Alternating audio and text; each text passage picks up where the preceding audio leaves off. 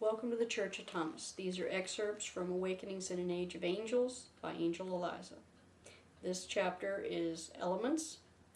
When Jesus was 11, he was actively building wood projects that his father Joseph had assigned to him.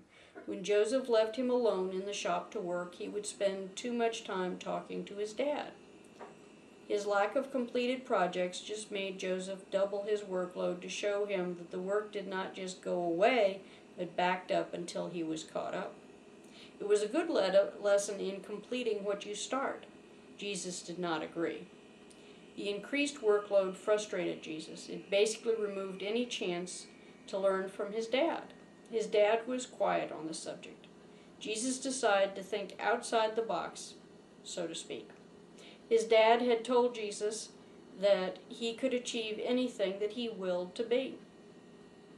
He felt that he had nothing to lose, but maybe quite a bit to gain. There were slats for a chair that would take hours to soften enough to work. There were also the barrel staves that had to be worked. Then the staves had to be hauled down to the smithy. The smithy could then put the iron bands that held the staves tightly in place. Jesus tried something he had never thought of doing. In his irritation, he told the wood to soften and bend.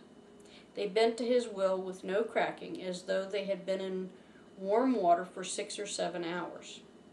He was very encouraged. The chair was all he got completed that day, but Joseph commended Jesus on his good work. The next day, Jesus waited for Joseph to leave with Judas on deliveries. When he was certain there were no prying eyes, Jesus did the same, the final shaping of the wood barrel staves. When the last wood pieces were shaped and they stood in the template form, Jesus decided to try to avoid hauling the job as well. Jesus told the bands of iron to heat to glowing orange. He oriented the staves one last time. He slipped the iron band that was softening with the heat down over the staves. As the metal cooled, it shrunk to snug the fitted staves into the finished barrel.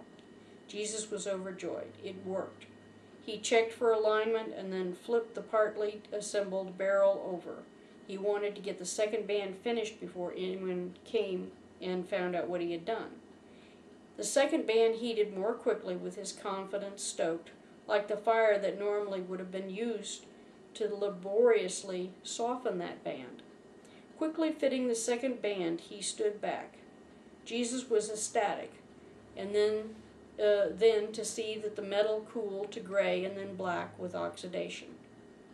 His chore done, he got to talk to his dad, who chuckled along with Jesus over his private accomplishment.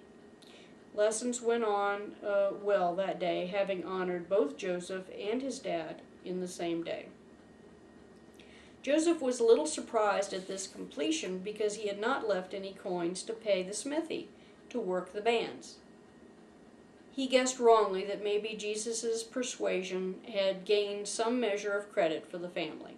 Joseph knew firsthand how the boy could talk adults into things they did not know they wanted to do until it was gently pointed out by Jesus.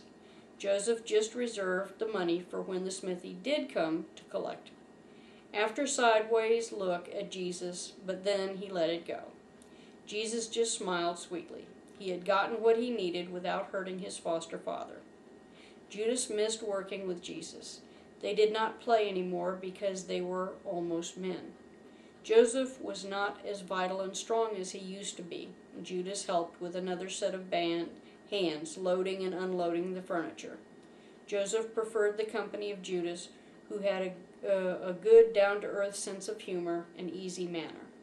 He was easy to joke with and did not analyze everything or moralize constantly like Jesus had started to do lately. Judas enjoyed the newfound closeness with his father.